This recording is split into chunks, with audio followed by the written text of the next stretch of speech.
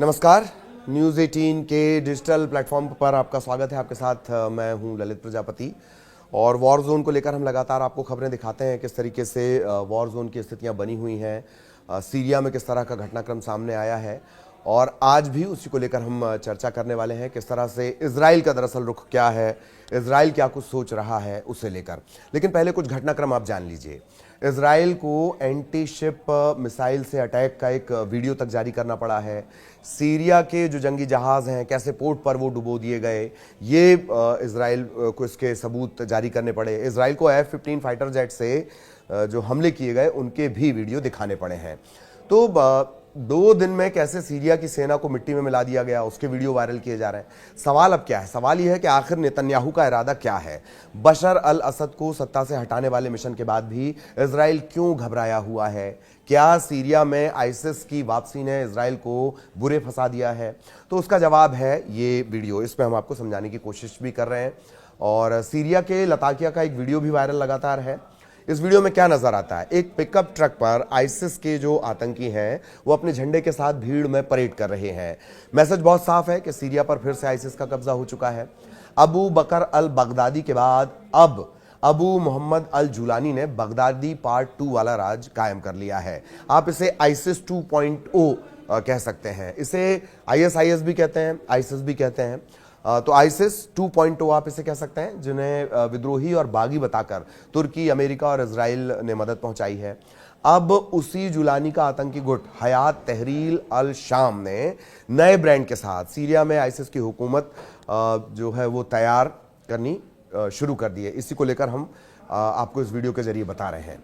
Syria में 48 घंटे के अंदर, तकरीबन 48 घंटे के अंदर 400 से ज्यादा हमले करने वाले नेतन्याहू सब कुछ जानते हैं। लेकिन उनका एक बयान आने के बाद दुनिया हैरान रह गई है। नेतन्याहू कह रहे हैं कि वो सीरिया में नई हुकूमत यानी आईसिस 2.0 के साथ रिश्ते कायम करना चाहते हैं। हालांकि वो इस पर कुछ शर्त भी दे रहे हैं। तो क्या सीरिया में नई सत्ता को लेकर नेतन्याहू किसी गलतफहमी का शिकार हुए हैं?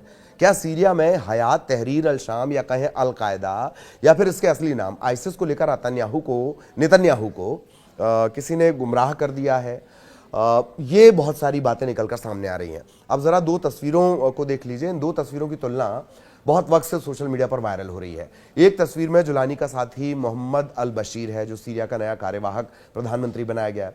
दूसरी तस्वीर में आईसिस का एक आतंकी है जो बगदादी के आतंक वाली मुहिम को चाकू की धार से आगे बढ़ा रहा था। तो दोनों तस्वीरों में समानता क्या है? इस पर बहुत सी बातें हो रही हैं।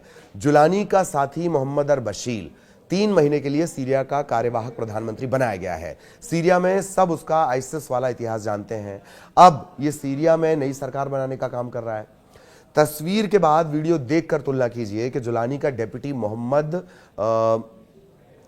जो डेप्टी है मोहम्मद अल बशीर, उसका आईसिस वाला जो काला इतिहास है वो सीरिया को किस तरफ लेके जाएगा। क्योंकि सीरिया ने पिछले 15 सालों में इतना खून देखा है कि मर चुके बगदादी और आईसिस का खौफ अब बढ़ने लगा है। इस वक्त सीरिया से बहुत से ऐसे वीडियो आ रहे हैं जिन पर आईसिस की छाप है। बशर अल असद की सरकार में बगावत का विरोध करने वालों को बंधक बनाकर गोलियों तक से भूना जा रहा है। उनकी लाशें सड़कों पर घसीटी जा रही हैं, ये बताने के लिए कि अब सीरिया में बगदादी पार्ट 2 आ चुका है और असद के समर्थकों का सामना अब मौत से है। असद समर्थकों की तलाश में गलियों और मोहल्लों की तलाशी ली जा रही है। उनकी हत्या के वीडियो वायरल किए जा रहे हैं। बहुत साफ सी बात है कि जुलानी के खूनी दस्ते अब सीरिया में 2017 की हार का बदला ले रहे हैं। यही वजह है कि अबू बकर अल बगदादी के बाद अब अबू मोहम्मद अल जुलानी की जीत को बगदादी पार्ट 2 वाला बताया जा रहा है, या कहें कि बगदादी 2.0 वर्जन सीरिया में तैयार हो चुका है। अब इन सब के बीच जो खबरें आ रही हैं उनसे लग रहा है कि सीरिया का जो मास्टरमाइंड है वो तुर्की है।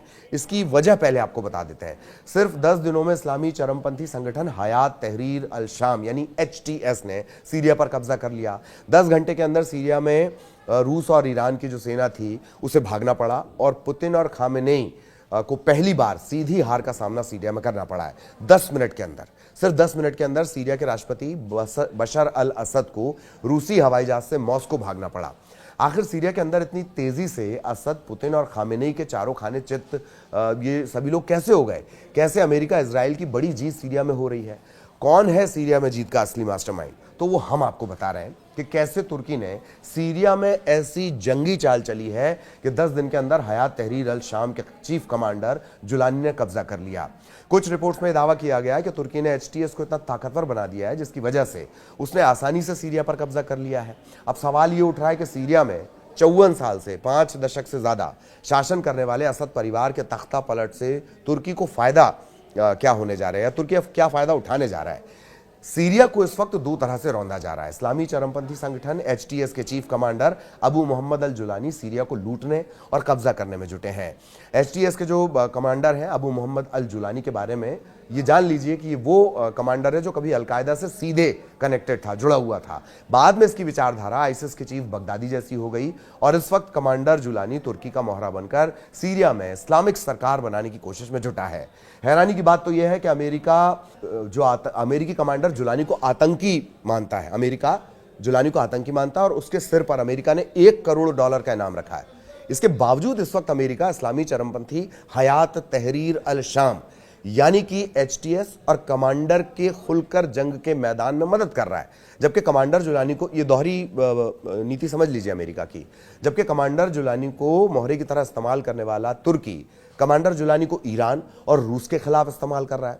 तुर्की नेटो का वो देश है जिसमें अमेरिका शामिल है। यही वजह है कि अमेरिका भी तुर्की के इस कदम में उसका साथ दे रहा है। इस चक्रव्यूह को रूस के राष्ट्रपति पुतिन और ईरान के सुप्रीम लीडर अली खामेनेई अच्छी तरह से समझ चुके हैं। इसीलिए खामेनेई 10 घंटे पहले टीवी पर आकर यह ऐलान कर रहे हैं कि सीरिया में हुए तख्तापलट के पीछे अमेरिका और इजराइल का हाथ है, जिसमें तुर्की पर्दे के पीछे से मदद कर रहा है। अब ये जान लीजिए कि किस तरीके से सीरिया में मौजूद रूसी सेना और वायुसेना अड्डों को खाली करवा चुके हैं। ये रूस की सीरिया में बड़ी हार मानी जा रही है। इन दोनों का जो सेटअप वहां पर था उसे हटा दिया गया है। सीरिया के टार्टस में मौजूद रूस के नेवल बेस में मौजूद रूसी पनडुब्बियों, युद्धपोत रूस ने सुरक्षित स्थान पर भेज दिए हैं। इसी तरह से सीरिया के खमीमिम में रूसी एयरबेस पर मौजूद लड़ाकू विमानों, मिसाइलों, ड्रोन, एयर डिफेंस सिस्टम को भी सुरक्षित स्थान पर रूस ने भेज दिया है। रूस को क्या लगता है कि इस्लामी चरमपंथी संगठन एचटीएस के लड़ाके सीरिया में मौजूद रूसी सैन्य अड्डों पर हमला करके हथियारों पर कब्जा कर सकते हैं। इसी डर से पुतिन ने यह बड़ा कदम उठाया है। दूसरी तरफ ईरान ने भी अपनी सेना और टॉप कमांडरों को भारी हथियारों के साथ तख्तापलट होने के तुरंत बाद अपने हथियारों के साथ वापस बुला लिया। यहां तक कि ईरान के समर्थन प्राप्त हिजबुल्लाह ने भी सीरिया के कुछ ऐसे इलाके हैं जहां से अपने लड़ाकों को वापस बुलाना शुरू कर दिया है। हालात रूस और ईरान के हाथों से निकले हुए माने जा रहे हैं। इन सब के बीच पश्चिमी सीरियाई प्रांत लताकिया से कुछ ऐसी तस्वीरें सामने आई हैं जिनमें विद्रोही लड़ाके पूर्व राष्ट्रपति हाफिज अल असद की आग के हवाले कर दी गई कब्र से निकाले ताबूत के पास खड़े हैं। सीरिया के अपदस्थ राष्ट्रपति बशर अल असद के पिता के मकबरे के एक हिस्से में आग लगाने की भी खबरें हैं। माना यह जा रहा है कि उनकी कब्र को ताबूत से बाहर निकालकर उसे भी आग लगा दी गई। इससे कमांडर जुलानी के मिशन सीरिया के पूरा होने की पक्की खबर माना जा रहा है। अब इधर जुलानी का मिशन सीरिया पूरा होने के बाद नेतन्याहू ने नई सरकार से दोस्ती की ख्वाहिश जाहिर की है और ये बात सुनकर नेतन्याहू के समर्थक भी हैरान हैं। नेतन्याहू अब सीरिया में गोलान की पहाड़ियों पर पहुंचकर अपनी बड़ी जीत का दावा कर रहे हैं। टूटा और बिखरा हुआ सीरिया जो इस वक्त आईसिस के आतंक की चपेट में है, नेतन्याहू की सेना उसके उस हिस्से पर काबिज हो गई है।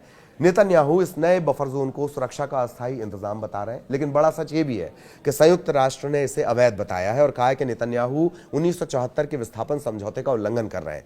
इजराइल ने 1967 में दक्षिण पश्चिम सीरिया के गोलान के पहाड़ों पर कब्जा किया था। अमेरिका को छोड़कर बाकी दुनिया और भारत भी इससे सीरिया की जमीन पर इजराइल का कब्जा मानता है।